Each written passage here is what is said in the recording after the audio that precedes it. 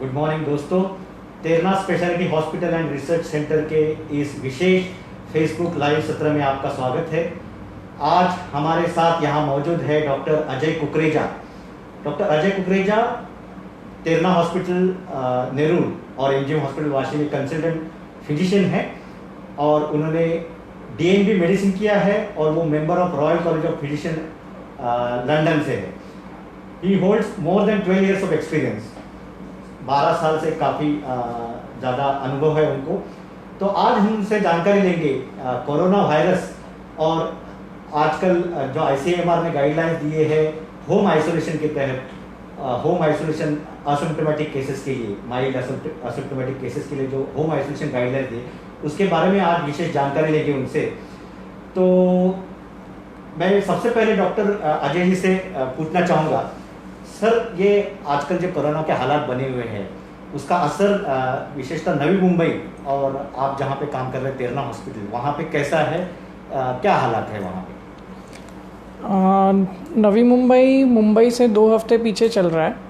तो next 2 to 3 weeks में हम लोग नवी मुंबई में और केसेस बढ़ने वाले हैं। धीरे धीरे बढ़ के फिर प्लेटो आएगा और फिर केसेस गिरना चालू होंगे। महाराष्ट्र में ओवरऑल ऐसा कंसिडर किया जा रहा है कि ऑलरेडी प्लेटो रीच हो चुका है, बट उसके बाद लॉकडाउन ओपन हुआ है तो वी डोंट नो आगे क्या होने वाला है। बट एट प्रेजेंट पिछले 10 दिन से अराउंड 2500 to 3200 के केसेस ही आ रहे हैं। तो नवी मुंबई से 2 हफ्ते पीछे है। तेरना हॉस्पिटल, हमारा हॉस्पिटल जो है वो 100 बेडेड यूनिट है, कोविड यूनिट, जिसका एंट्री और एग्ज़िट पॉइंट्स अलग अलग हैं। हमारे फिजिशियंस, हम 5 फिजिशियंस हैं, उसके साथ हमारे बाकी सब डिपार्टमेंट्स, ऑर्थोपेडिक, सर्जरी,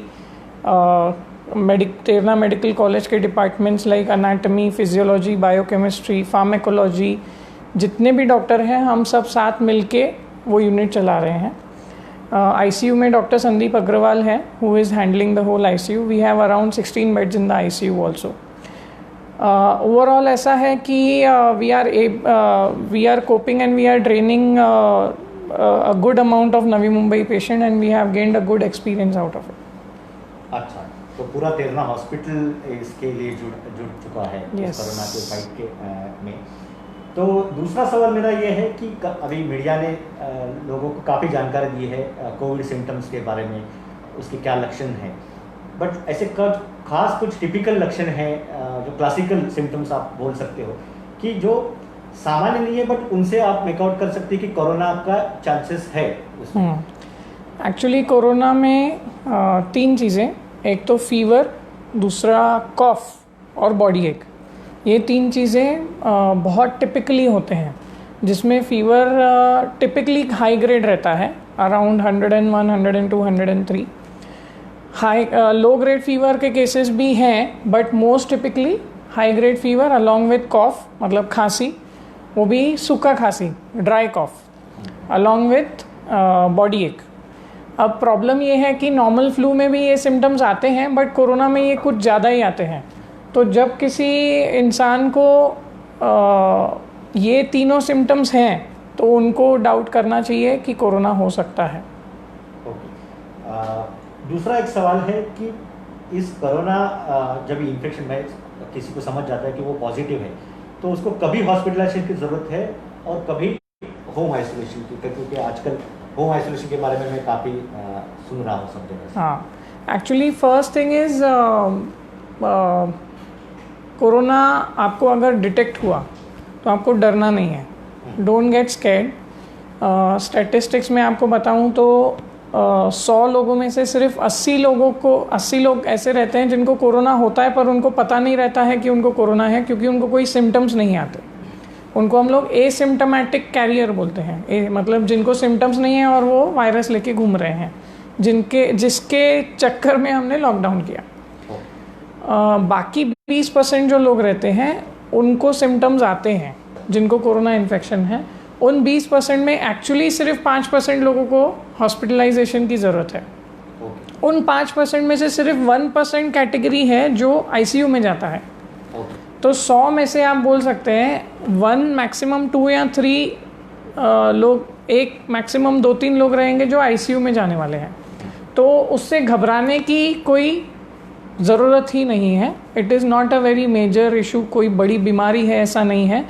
सिर्फ फ़िलहाल सब कंट्रीज़ ने उसको कंट्रोल करने की इतनी कोशिश की है और सोशल मीडिया में उसका काफ़ी ज़्यादा सब लोग ये कर रहे हैं, इसके लिए थोड़ा वो बहुत बड़ा लग रहा है लोगों को, पर उससे घबराने की ज़रूरत नहीं है। तो ये जो 5% लोग हैं जिनको हॉस्पिटलाइजेशन की ज़रूरत है, बाकी सबको हॉस्पिटलाइजेशन की ज़रूरत नहीं है।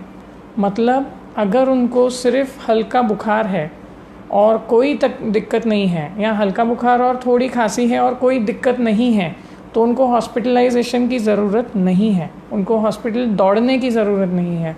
पर उनको एक बार डॉक्टर को दिखा के अकॉर्डिंगली मेडिकेशंस लेने की ज़रूरत है। मेडिकेशंस के साथ साथ दूसरी एक इम्पॉर्टेंट चीज़ है कि कोरोना में ऑक्सीजन लेवल्स गिरने लगते हैं, ब्लड ऑक्सीजन लेवल्स गिरने लगते हैं, जो हम बहुत ही इजीली एक पल्स ऑक्सीमीटर से चेक कर सकते हैं। तो ये जो ऐसे पेशेंट्स हैं जिनको हल्का कोरोना है, माइल्ड कोरोना है, जिनको हॉस्पिटलाइजेशन की ज़रूरत नहीं है, उनको हम लोग वो घर पे रहकर बीच बीच में अपना ऑक्सीजन सैचुरेशन अगर चेक करें, तो इफ़ एट ऑल ऐसा कुछ हुआ कि उनका तबीयत और ख़राब हुआ या और वो माइल्ड से मॉडरेट या सीवियर कंडीशन में जा रहे हैं, तो वो काफ़ी जल्दी बहुत काफ़ी समय रहते हम लोग पकड़ के उन्हें हॉस्पिटलाइज कर सकते हैं। तो इसमें ये ऑक्सीजन लेवल और पल्स ऑक्सीमीटर का बहुत इम्पोर्टेंट तो उठा लिए जाएंगे। जो कॉमन एरियाज़ हैं, जैसे डोर हैंडल्स हैं, डोर नॉब्स हैं, या टेबल टॉप्स हैं, या बाथरूम के कुछ स्पेसिफिक एरियाज़ हैं, उनको आपको बार बार क्लीन करते रहना है। अब गवर्नमेंट रिकमेंड करता है कि आप उसके लिए 1% हाइपोक्लोराइड करके एक सोल्यूशन आता है जो बहुत ही सस्ता मिलता है, वो यूज़ करके आपको उसको क्लीन करना है। पर इफ़ एट ऑल अर्जेंटली आपको वो नहीं मिल रहा, और टेम्परेचर, ये दो चीज़ें हैं जो बहुत ही इम्पॉर्टेंट है। अगर किसी को कंटिन्यूसली टेम्परेचर आ रहा है घर पे, टेम्परेचर जब हम बोलते हैं फीवर आ रहा है, मतलब 100 डिग्री फ़ारेनहाइट से ऊपर या 38 डिग्री सेल्सियस से ऊपर अगर फीवर आ रहा है कंटिन्यूसली, या ऑक्सीजन सैचुरेशन 95% से नीचे आ रहा है कम से कम 3 बार दिन में, एक आधी बार वो आ सकता है, बट कम से कम 3 बार दिन में अगर वो 95% के परसिस्टेंटली नीचे आ रहा है, तो फिर वो अपने जो कंसर्न डॉक्टर है उसको रिपोर्ट कर सकते हैं। तो इसमें यही बात आ जाती है कि जैसे आपने बोला ये जो पैकेज है, पैकेज मतलब उसमें एक तो डॉक्टर कंसल्टेशन कंटिन्यूस आपको टच में रहना है अपने डॉक्टर के साथ, दूसरा ऑक्सीजन लेवल और तीसरा टेम्परेचर, ये 3 चीज़ें देखना बहुत ज़रूरी है। तो और उसको कभी अलार्म रेज करना चाहिए कि क्या नॉर्म से कि किस इस हद तक वो घर रह सकते हैं और कभी उनको हॉस्पिटल की तरफ दौड़ना चाहिए? हाँ, इसमें सबसे इम्पॉर्टेंट चीज़ है ऑक्सीजन लेवल। अगर ऑक्सीजन लेवल जैसे मैंने बोला 95% से नीचे आ रहा है, एक आधी बार नहीं, पूरा दिन, मतलब आप 8-8 घंटे में चेक कर रहे हैं और वो 95% से नीचे आ रहा है, तो आप अपने डॉक्टर को एक बार रिपोर्ट कीजिए और अपने कंसर्न हॉस्पिटल को एक बार रिपोर्ट कीजिए। वो एक बार आपको फिर से स्कैन एग्जामिन करके आपको बता सकते हैं कि आप हॉस्पिटलाइज हो जाओ या घर पे रह सकते हो आप। तो 95% बिलो, ये एक चीज़ हमको ध्यान रखनी है। दूसरी चीज़ ये कि आपको कंटिन्यूसली फीवर आ रहा है, मतलब आपको 24 घंटे 100 डिग्री के ऊपर रह रहा है फीवर, आपने पैरास्टामॉल लिया है, फीवर नीचे जा रहा है, फिर 6-6 घंटे में आपको पैरास्टामॉल लेना पड़ रहा है, तो फिर एक बार आप अपने डॉक्टर को रिपोर्ट कीजिए। तो ये मैं अभी कभी समझ लूँ कि मैं कोरोना से मुक्त हो चुका हूँ, कोरोना होम आइसोलेशन तो ठीक है, क्या मुझे फिर से टेस्ट करना ज़रूरी है वो कंफर्म करने के लिए कि मैं कोरोना से मुक्त हो चुका हूँ?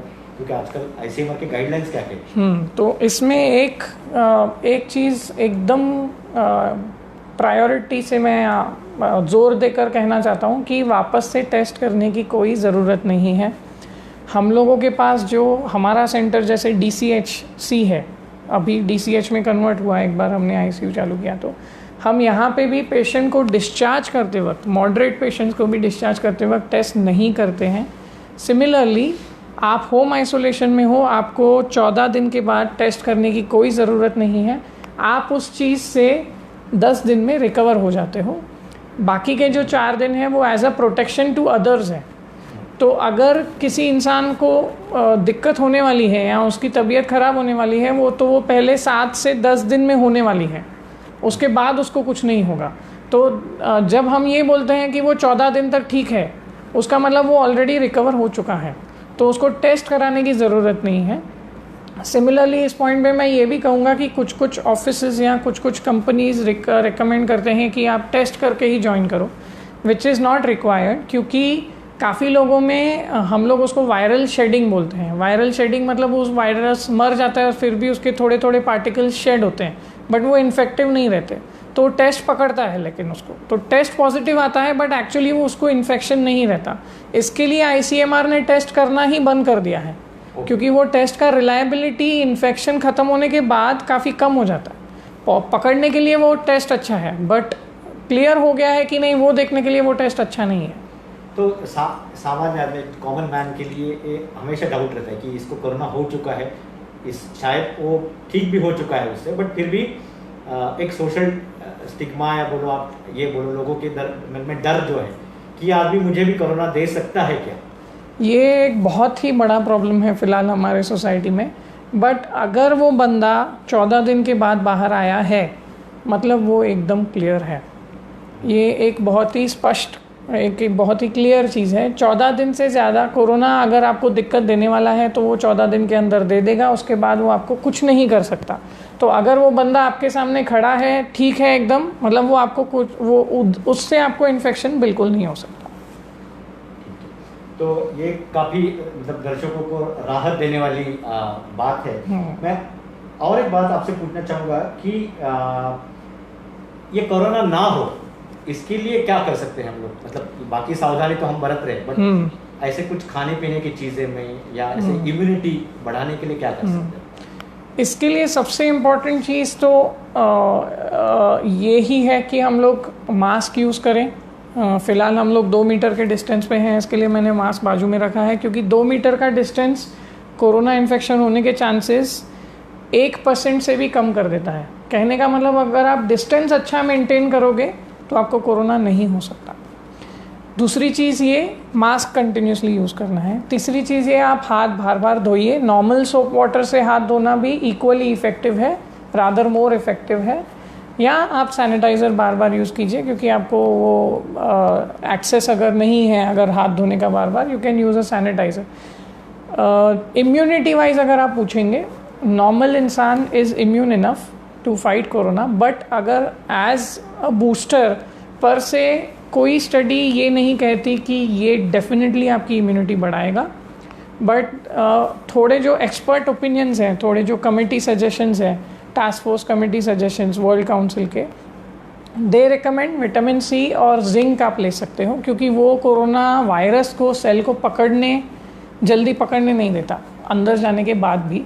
तो zinc supplements and vitamin C supplements आप यूज़ कर सकते हो। और ये गर्म पानी पीने को बार बार कहा जाता है, तो हाँ, उसका क्या फ़ायदा होता है? एक्चुअली उसका इतना ही है कि अगर आप देखोगे, आप कोई भी, जब हाथ को भी कुछ गर्म चटका लगता है तो हाथ लाल हो जाता है, तो वहाँ का उसका कंसेप्ट ये है कि वहाँ का ब्लड सप्लाई बढ़ जाता है। तो उसी तरह से जब आप गर्म पानी पीते रह रहे हो तो वहाँ पे लाल होकर उसका ब्लड सप्लाई बढ़ता है, तो लोकल इम्यूनिटी अच्छी रहती है। तो अगर अंदर कुछ इन्फेक्शन हुआ भी तो वो झट से पकड़ता नहीं है, वो उधर ही ख़त्म हो जाता है। तो गर्म पानी पीने से डेफिनेटली हेल्प मिलता है। हमारे एक दर्शक है नाना साहब कौड़े करके, उन्होंने एक सवाल पूछा है कि I had lungs TB in 2018, course completed in 2018, now working office from 1 June and coming in contact with people, so 2018 से is it risky for me as my lungs are already damaged once? It is risky only when you get the infections. The point is, if you are taking all the precautions, अगर आप सब precaution ले रहे हो तो आपको infection पकड़ेगा ही नहीं। बट इट इज़ देयर कि एक बार आपको इन्फेक्शन हुआ और लंग्स ऑलरेडी इन्वॉल्व है तो थोड़ा रिस्की होता है। बट पॉइंट इसमें ये इम्पॉर्टेंट पॉइंट है कि आपके लिए प्रिकॉशन ज़्यादा ज़रूरी हो गया क्योर से। मतलब आपको हर वक्त ध्यान रखना है, आपको हर वक्त मास्क पहने रहना है। कभी ये समझना नहीं है कि नहीं इस सामने वाले को इन्फेक्शन नहीं हो सकता, तो आपको हर घड़ी मास्क पहन के ही घूमना है।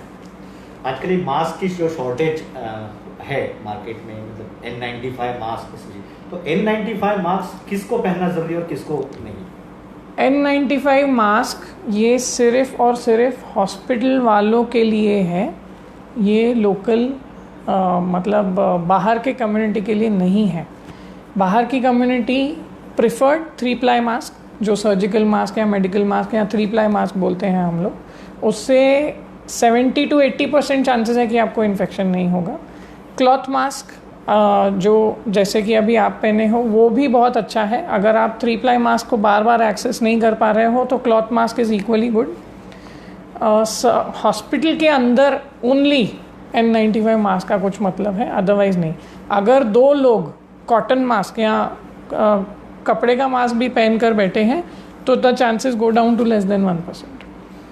दर्शकों को ये भी क्यूरियोसिटी रहेगी कि आप हम इस कोरोना पेशेंट को ट्रीट करते हो, तो आप ये ट्रीटमेंट लेते हो, क्या एहतियात बरतते हो कि क्या प्रिकॉशंस लेते हो जिससे कि आप इन्फेक्ट ना हो खुद? क्योंकि आप इन्फेक्ट हो गए तो उनको ट्रीट कौन करेगा, तो आप खुद इन्फेक्ट ना हो तो इसके लिए क्या सावधानी बरतनी चाहिए और आप कैसे प्रिकॉशन लेते हो? इस पे मैं एक चीज़ कहूँगा कि तेरना को इस थर्सडे को 5 हफ्ते कंप्लीट हो गए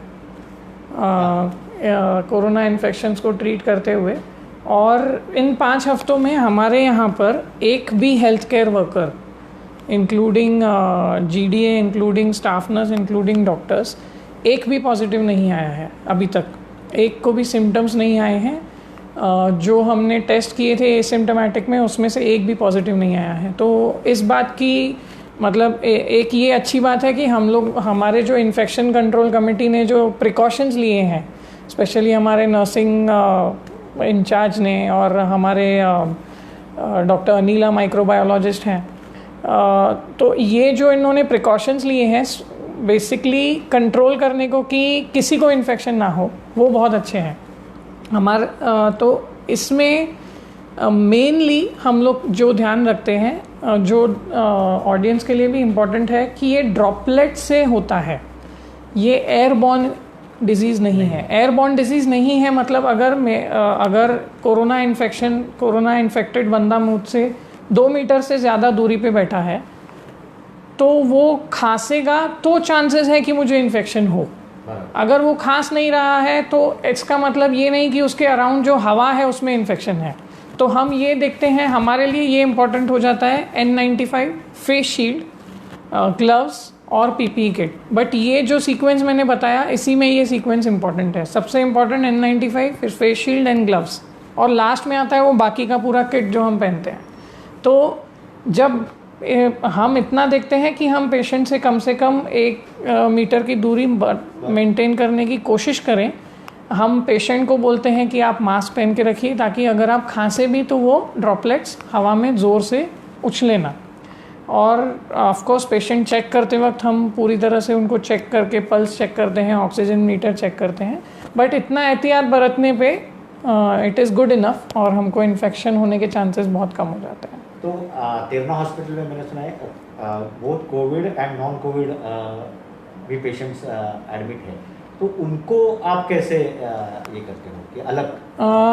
तेरना हॉस्पिटल का जो कोविड यूनिट है, तेरना हॉस्पिटल में जो ग्राउंड फ्लोर है, जो बेसमेंट है, उधर जो 100 बेड्स हैं वो तेरना हॉस्पिटल का कोविड यूनिट है, जिसका एंट्री और एग्जिट पॉइंट अलग है। और जो नॉन कोविड यूनिट है उसका एंट्री और एग्जिट पॉइंट पूरी तरह से अलग है। तो वो जो कोविड पेशेंट्स हैं वो एंट्री से लेकर एडमिशन से लेकर उनके घर जाने तक नॉन कोविड एरिया के कांटेक्ट में आते ही नहीं हैं, ना पेशेंट ना उनके रिलेटिव्स। उनका सेक्शन ही अलग बनाया गया है, उनका बिलिंग सेक्शन अलग है, उनका ट्रीटमेंट सेक्शन अलग है, उनका खाने का सेक्शन अलग है, पूरा का पूरा सेक्शन अलग है। आजकल मैंने देखा बाकी बीमारियां जैसे खत्म सी हो गई है, सिर्फ सब जगह कोरोना, मतलब पहले डायबिटीज़ है, हार्ट डिजीज से लोग हार्ट अटैक से रोज आते थे, बट आजकल वो सब कम हो गए। कि कोरोना इतना डोमिनेंट हो गया कि बाकी सब बीमारियां या लोगों के मन में डर है। एक्चुअली ये बहुत चीज़ों का मिक्सचर है, ऐसा नहीं है कि दूसरी बीमारियां कम हो गई हैं। जब कोरोना थोड़ा कम हो जाएगा तो वो रीबाउंड काफ़ी ज़्यादा केसेस आएंगे हमारे पास, नॉन कोविड भी। बट इन जनरल चूँकि मूवमेंट कम हो गया है ओवरऑल बाहर का, और ओवरऑल लोग ज़्यादा ध्यान देने लगे हैं, इसके लिए फ़िलहाल हमको नॉन कोविड केसेस कम दिखाई दे रहे हैं, बट ग्रेजुअली उसका रीबाउंड इफेक्ट आएगा। हमारे एक दर्शक है वीर आरोग्य करके नाम है, तो उन्होंने एक सवाल पूछा है, नोज कवर इज इम्पोर्टेंट और only mouth has to be covered? Nose and mouth both are to be covered, क्योंकि जब हम लोग खांसते हैं तो मुंह से काफ़ी ज़्यादा ड्रॉपलेट्स निकलते हैं, और जब हम छींकते हैं तो उससे भी ज़्यादा ड्रॉपलेट्स निकलते हैं। तो वो हमको ध्यान देना है कि मास्क पहनते वक्त nose and mouth both are covered properly, क्योंकि बहुत लोग हैं जो नोज़ कवर नहीं करते, माउथ कवर कर लेते हैं, विच इज़ नॉट। ठीक है, हम एक बार फिर से होम आइसोलेशन की तरफ आते हैं। तो होम आइसोलेशन में आपने बताया कि क्या क्या सावधानी बरतनी चाहिए, वो आपने बताया। होम मतलब मैं कोरोना से मुक्त हो जाऊँ, उसके बाद मुझे एज अ पेशेंट और एज अ पेशेंट रिलेटिव क्या क्या सावधानी बरतनी चाहिए? एक बार 14 डेज हो गए और एक बार आपको आपका इन्फेक्शन क्लियर हो गया है, उसके बाद अच्छी बात यह है कि आप हम लोगों में से वो लकी इंसान हो जो आराम से बाहर घूम सकते हैं। हाँ। बट आप में से किसी और को इन्फेक्शन ना हो, वो ध्यान देना है। तो आप में से इन्फेक्शन किसी और को हो सकता है फोमाइट स्प्रेड से। फोमाइट स्प्रेड मतलब अगर कोई कोरोना पेशेंट है जिसने आपके ऊपर खांसा, तो आपके कपड़ों पे वो ड्रॉपलेट्स चिपक जाते हैं। अच्छी बात यह है कि फैब्रिक ड्रॉपलेट को छूटने नहीं देता, बट स्टिल उन कपड़ों से या आपके स्किन सरफेसेस से आप किसी और को इन्फेक्ट कर सकते हो। तो इन जनरल आप सेम प्रिकॉशंस मेंटेन करो, दो आप इम्यून हो। तो अगर आपको इफ़ एट ऑल एक्सपोजर भी हुआ तो आपको इन्फेक्शन नहीं होगा, बट उसके बाद आप जो हमारे स्टैंडर्ड प्रिकॉशंस हैं वो इसके लिए मेंटेन करते हैं ताकि आपके घर वालों को आप घर वो इन्फेक्शन ना लेके जाओ और आप अपने घर वालों को इन्फेक्ट ना करो। जब ये पेशेंट आप जैसे बोलते हो नॉन सिम्टोमेटिक है, तो मुझे पता ही नहीं है कि मुझे कोरोना हुआ है, बट और मुझ में कुछ लक्षण भी नहीं है, ना बुखार है, ना सर्दी है, ना खांसी है, फिर भी अगर मैं टेस्ट करता हूँ तो मतलब बहुत सारे लोगों ने ऐसे टेस्ट किए हैं जिनके घर में कोई तो आया है, राइट, और उनको सिम्टम्स है बट वो निगेटिव आया है, राइट। बट ऐसे केस में मैं कैरियर हो सकता हूँ? आप कैरियर फिर भी हो सकते हैं, क्योंकि टेस्ट जो पॉजिटिविटी रेट है वो सिर्फ 70% है। 70% है मतलब मैंने सबसे अच्छी तरीके से सैंपल लिया, फिर भी 10 में से 7 लोगों का ही, 10 लोगों को कोरोना है, मैं चेक कर रहा हूँ उनको, उसमें से 7 लोगों का ही टेस्ट पॉजिटिव आएगा, बाकी 3 का नहीं आएगा। जैसे आप बोल रहे हैं कि एक पॉजिटिव पेशेंट है, उसके रिलेटिव ने चेक किया, उसका टेस्ट नेगेटिव आया, बट फिर भी वो कैरियर हो सकता है या नहीं। तो कैरियर वो हो सकते हैं, इसके लिए ही गवर्नमेंट ने ये नॉर्म बनाया है कि जो बंदा पॉजिटिव है उसके रिलेटिव्स को 14 दिन घर पे ही रहना है, ताकि वो अगर कैरियर भी हो तो भी वो किसी और को न फैलाए। तो जिनको होम आइसोलेशन या होम क्वारंटाइन एडवाइस किया है वो बाहर ना निकले, दूसरों के संपर्क में ना आए। हाँ, उन्होंने सावधानी बरतनी चाहिए, ना सिर्फ खुद के लिए, औरों के लिए भी। यस। और एक ये था कि मैं ठीक हो चुका हूँ, ये उसके बाद भी वायरस जिंदा रहता है बॉडी में? नहीं, एक बार जब हम कहते हैं कि आप अभी उसको इम्यून हो, उसका मतलब वायरस कम्प्लीटली मर चुका है। कोई भी वायरस जो नॉर्मल फ्लू भी रहता है उसको बॉडी अच्छी तरह से डील करती है। कोरोना वायरस को नोवेल कोरोना वायरस इसके लिए बोलते हैं, वो नया वायरस है, इसके लिए कुछ लोगों को उसको डील करने में थोड़ी दिक्कत हो रही है, जिसकी वजह से ये पूरा प्रॉब्लम हो रहा है। बट जब आप एक बार उसको इम्यून हो गए तो आप लाइफ टाइम के लिए उसको इम्यून हो। अब वायरस थोड़ा थोड़ा म्यूटेट होता रहता है, मतलब वो अपना फिजिकल स्ट्रक्चर बदलता रहता है, बट स्टिल जब तक पूरी तरह से वो अपने स्ट्रक्चर को नहीं बदलता, आप उसको इम्यून हो। ये कितना सच है कि ऐसा कहा जाता है कि भारत में जो वायरस आया है वो वाया ट्रैवल करके आया है, तो वो उसका इफेक्ट थोड़ा माइल्ड है या माइल्डर है, ये कितना सच है? एक लेवल तक ये सच है। ICMR ने एक स्टडी किया था स्टार्टिंग में अराउंड अप्रैल में, जिसमें उन्होंने नेपाल, US, इटली, वुहान और इंडिया 5 तरीके के वायरस चेक किए थे। उनको ये पता चला कि नेपाल और वुहान का वायरस एग्जैक्टली डिट्टो सेम है। यूएस का वायरस थोड़ा अलग है, इटली का वायरस थोड़ा अलग है और इंडिया का वायरस थोड़ा अलग है, जिसमें इटली का वायरस थोड़ा सिवियर था, जिसकी वजह से वहाँ पे तब के टाइम पे बहुत ही ज़्यादा इन्फेक्शन हुए थे। और इंडिया का वायरस कुछ इस तरह से था कि इंडियंस समहाउ उसको थोड़े बहुत इम्यून थे, बट सिर्फ थोड़े बहुत।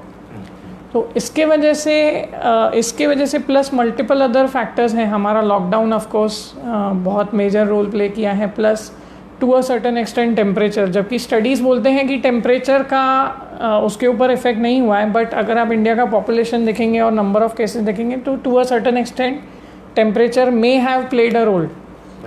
और ऐसे मल्टीपल फैक्टर्स हैं, but that does not mean कि आप प्रिकॉशन ना लो। तो अब ये लॉकडाउन जो खुल चुका है, इसमें मुझे क्या सावधानी बरतनी चाहिए? इसमें हमको और थोड़ा ज़्यादा सीरियस होना पड़ेगा, क्योंकि लॉकडाउन खुलने के बाद गवर्नमेंट ने और हमने भी बाहर जो देखा है, लोग थोड़े बहुत कम एहतियात बरत रहे हैं। वो ज़्यादा मिलने लगे हैं और ज़्यादा करीब से मिलने लगे हैं। कुछ यंगस्टर्स हैं जो मास्क भी नहीं पहन रहे हैं। तो ये सब जो चीज़ें हैं, इससे सेकेंड वेव आ सकता है, जिसके वजह से दिक्कत हो सकती है। तो जो हम लोग अभी तक फॉलो कर रहे थे वो और स्ट्रिक्टली फॉलो करना है। मतलब आप अपने रिलेटिव से मिल रहे हो, आप अपने दोस्त से मिल रहे हो, तो भी आपको उतना डिस्टेंस मेंटेन करना है, तो भी आपको मास्क यूज़ करना ही है और सैनिटाइज़र बार बार यूज़ करना ही है। और इन जनरल जितना कम मिले उतना अच्छा। तो मुझे दर्शकों को ये बताना है कि लॉकडाउन खुल चुका है लेकिन कोरोना खत्म नहीं हुआ। हाँ, तो सावधानी बरतनी चाहिए। ये आयुर्वेदिक मेडिसिन और ये आजकल जो ये है उसका क्या ये है रोल है? इसमें अलग अलग स्टडीज़ हुए हैं। केरला में उन्होंने एक आयुर्वेदिक ट्रीटमेंट दिया था जो केरला के हिसाब से काफ़ी इफ़ेक्टिव रहा है। और आर्सेनिक एल्बम भी हमने काफ़ी बार सुना है लोगों को यूज़ करने के लिए, पर मैंने इतना अभी तक उसमें मेरी इतनी अच्छी जानकारी नहीं है फ़िलहाल। और आप क्या बता सकते हैं दर्शकों को कि दर्शक इस कोरोना से डरे नहीं, उनका एक कॉन्फिडेंस लेवल बढ़ जाए? दो तीन चीज़ें। अभी हमारे यहाँ पे हमने सब प्रकार के पेशेंट देखे हैं। हमने 85 ईयर ओल्ड हमारे पास एक ओल्ड लेडी आई थी जो ठीक होके गई है। हमारे पास एक 30 ईयर ओल्ड बंदा आया था जो काफ़ी ख़राब था और वो रिकवर होके गया है। तो देर आर ऑल सब प्रकार के पेशेंट्स हैं। सिर्फ इतना ही है कि हमने जो चीज़ ऑब्जर्व की, इन सब लोगों में प्रॉब्लम यही हुआ कि वो लोग या उनके रिलेटिव फ्रीक्वेंटली बाहर निकलते थे और ध्यान नहीं देते थे। तो जितना भी हम लोग बार बार आपको बोल रहे हैं कि आप ये मास्क यूज़ करो, हाथ धो, मास्क यूज़ करो, हाथ धो, ये कम से कम अगले 1-2 साल तक बहुत इम्पॉर्टेंट है। अगले 2 साल तक, क्योंकि कुछ ना कुछ चालू रहने वाला है। आप ये पकड़ के मत चलिए कि वैक्सीन आएगा और हम लोग बच जाएंगे 6 महीने में, ऐसा नहीं है। तो ये जो स्टैंडर्ड प्रिकॉशंस हैं, भले आप कितना भी उससे परेशान हो जाओ, अल्टीमेटली वो फॉलो करोगे तो आपको और आपके फैमिली मेम्बर्स को कुछ नहीं होने वाला। फिर आप जो आपको करना है आप बिल्कुल बेझिझक बिंदास, जैसे हम लोग बोलते हैं, आप कर सकते हो, बट प्रिकॉशंस फॉलो करके।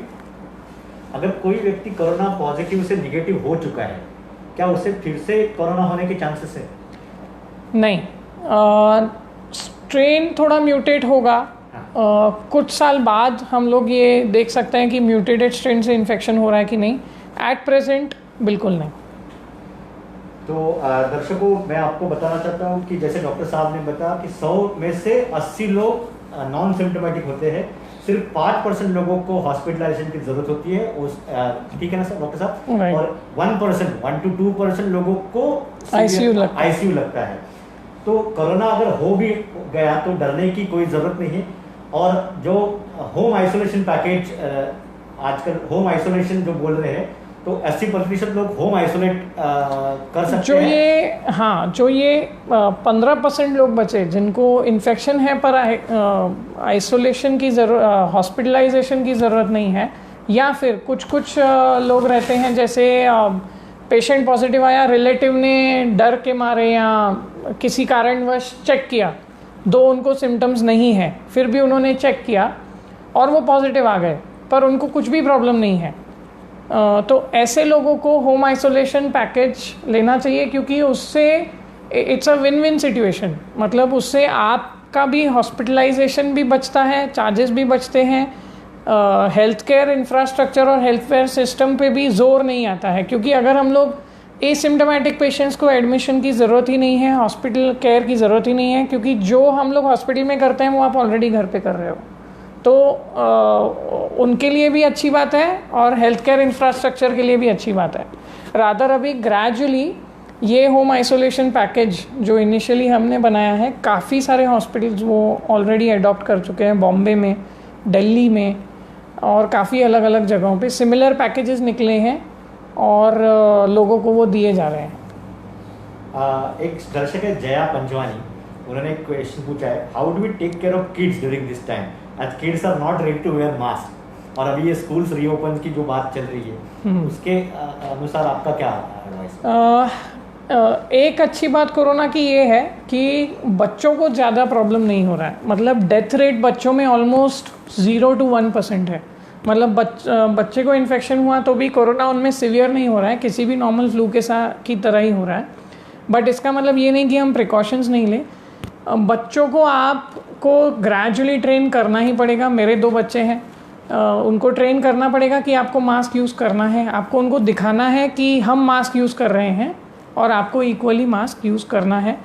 जब वो नीचे खेलने जा रहे हैं उनको एक तो इनिशियली आपको अंडर सुपरविजन ही भेजना है, एक पेरेंट को बच्चे के साथ जाना है, ग्रेजुअली उनको सिखाना है कि आप अगले कुछ महीनों तक आपको थोड़ा डिस्टेंस मेंटेन रखना ज़रूरी है और मास्क यूज़ करना ज़रूरी है।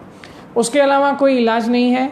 जब तक स्कूल्स रीओपन होने की बात है तो फ़िलहाल गवर्नमेंट भी इसी विचार में है कि हम स्कूल नहीं खोल सकते, बट जब भी स्कूल खुलेंगे I think schools as well as government authority उतने प्रिकॉशन लेंगे कि इन्फेक्शन स्प्रेड ना हो।